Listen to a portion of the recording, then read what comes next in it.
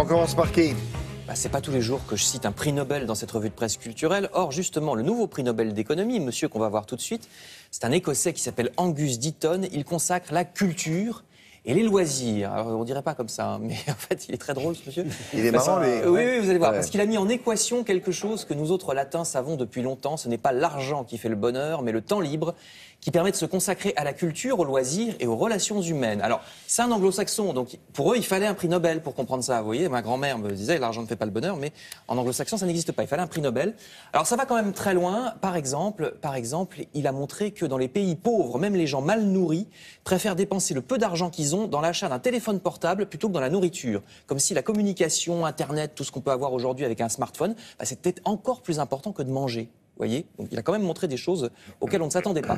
Alors nous autres, on n'a pas à choisir, heureusement, entre manger et se cultiver. On va donc dévorer le nouvel album d'Astérix très bientôt. Il est annoncé dans le Figaro. Et oui, ça s'appellera Le Papyrus de César.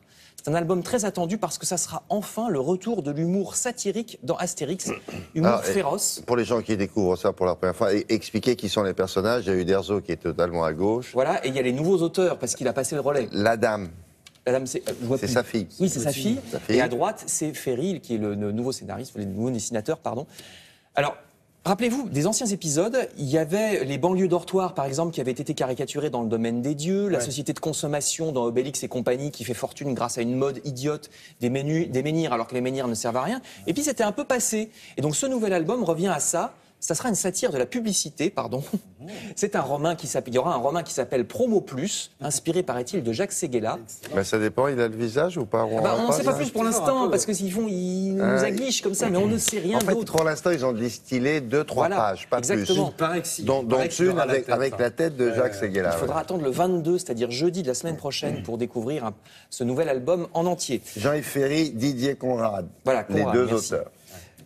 D'ici là, on va courir les expositions qui ne manquent pas. Par exemple, l'exposition sur Élisabeth Vigée-Lebrun, célèbre femme peintre époque Louis XVI, qui a fait le portrait de toute la bonne société. Alors à gauche, c'est elle-même, c'est un autoportrait dans la croix. À droite, c'est Marie-Antoinette, cliente numéro 1 de Madame Vigée-Lebrun. L'exposition est au Grand Palais jusqu'en janvier. Si vous préférez le moderne, la Philharmonie de Paris expose, elle, Chagall, nous dit le Parisien. C'est à la Philharmonie parce que c'est des tableaux de Chagall sur le thème de la musique. 250 œuvres.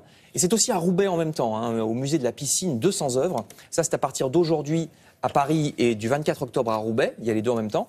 Enfin, je termine par une page cinéma dans le Parisien. Parce que enfin, nous dit le journal, enfin une loi plus intelligente sur les aides au cinéma. C'est la fin de l'hémorragie, titre l'article, tous ces films français qui se tournaient à l'étranger parce que c'était moins cher. Jusqu'ici, en France, on taxait moins les petits films que les gros. Jusque-là, c'était logique. Mais on taxait aussi moins les films étrangers que les grosses productions. Et pour les faire venir. Oui, pour les faire venir. Chez Woody Allen, vous croyez qu'il serait venu? Mais une grosse production française, du coup, se retrouvait plus taxée qu'une grosse production étrangère. Voilà, c'était le paradoxe. Vous voyez, Superchondriac, par exemple, c'était tourné en Belgique. Le futur épisode des Visiteurs, c'était en République tchèque, etc., etc. Donc, nouvelle loi fiscale. Et à partir de 2016, ce sera terminé. Il y aura certainement des grosses productions qui se retourneront en France. Merci beaucoup. Dans quelques instants, avec Sarah Doraghi, quelques moments culturels dans nos régions. Si je vous dis Bonnard, vous connaissez?